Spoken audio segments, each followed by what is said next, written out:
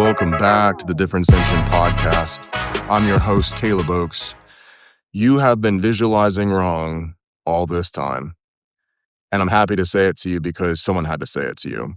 And if you're not visualizing, I don't blame you, but I recommend you jump on it. I don't blame you because all over social media, there's this, people talking about their astrological symbols and how the manifestation is working for them. And the water gets really muddy really fast. To cut down on that, though, I'm going to talk about the science behind it today and why you should be using it for you. And it's going to be real bare bones, real simple, practical guide to why this works. I do not agree with shouting affirmations at the mirror in the morning. I don't understand that. People who are happy don't have to stand there and convince themselves that they're happy.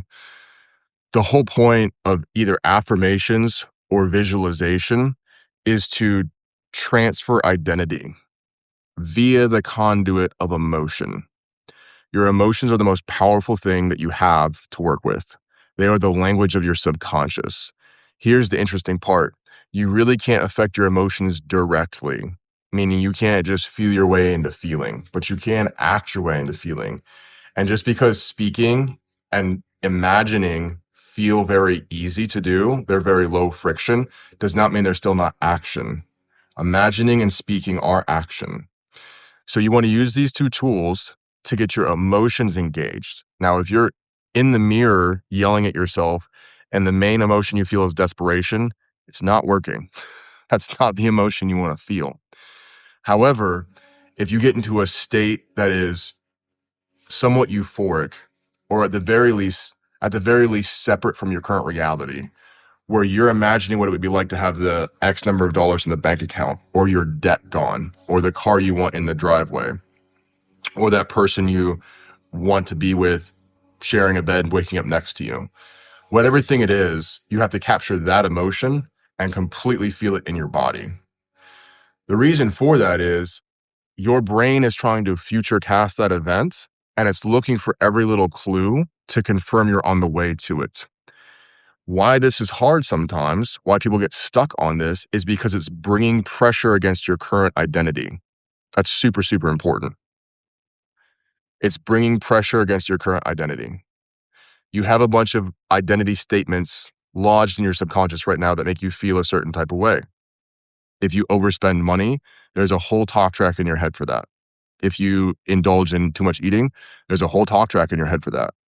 You have a statement in there, probably more than one, that goes, I am whatever that thing is. I am awful at budgeting. I am reckless in the kitchen. whatever you hear. And usually it's subconscious. So it's so quiet. It's just running in the background. It never comes across the ticker tape of your actual thoughts. That's because there's emotions attached to it, the currency of the subconscious. And rather than going in there and rewiring a bunch of stuff and screwing with it and trying to get rid of this and disassociate from that, just give yourself a new I am statement. That's the affirmation part. And then you give yourself emotion attached to that. Whatever emotion you have attached to those other things is a negative one. I am whatever that causes you to go back to that trait you don't like. Instead, just change it to a new one. I am incredible at budgeting. I am capable with money. I am controlled in the kitchen. I am making healthy choices. I am a healthy person. But if you say those things with no emotion attached to it, if you just run your mouth about it, it's not going to create any kind of long-lasting change. You have to feel it in your body because there's no place to store trauma anywhere.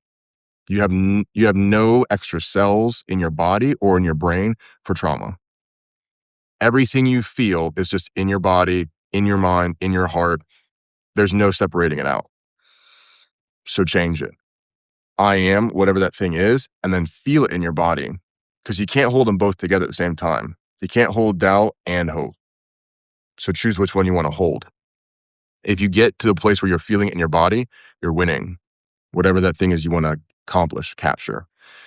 I like this quote from, I think it's originally from Through the Looking Glass, which is the source material for Alice in Wonderland. And I believe it's the Mad Hatter who says, it's a poor memory that works in only one direction. this attribute, this trait, this ability is really memory from the future. That quote really helped me change my perspective on how this works. Because you can have a memory now. In fact, I invite you to go to a memory now of one of the happiest days you've had in the last year. Think of who that was with, where you were, what the temperature was like, what you were wearing, every little detail. All those details contributed to that being one of the happiest days. And that emotion you're feeling right now, you want the strength of that emotion for a future event that you're remembering, that you're future remembering. The reason that's important is because this part of your brain that does this work, it's a physical piece of your brain called the reticular activating system. Reticular is like targeting, and activating means active, like it's what people call manifesting. It matters so much because your brain is always targeting things. The subconscious is so much more powerful, and the subconscious is what targets.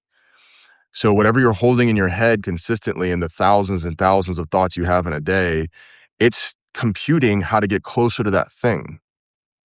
So if you have this emotion that you visit every day with this image in your mind of where you want to get to be healthy, to have X amount of dollars, to be with this one person, the more often you visit that, the more your brain goes, there's like 24 or 30 or 70 cues, and any of these single cues tell me that we're on the right track.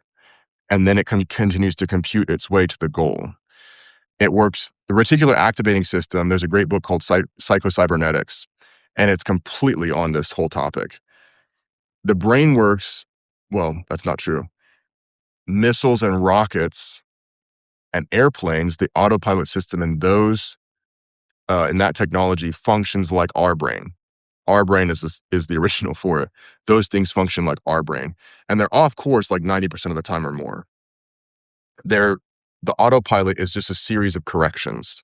It's drifting, correct, drifting, correct, drifting, correct. So your brain is always like, hey, we're a little off. Hey, we're a little off again. Let's move here. Let's move there. Let's make sure we're on track for this.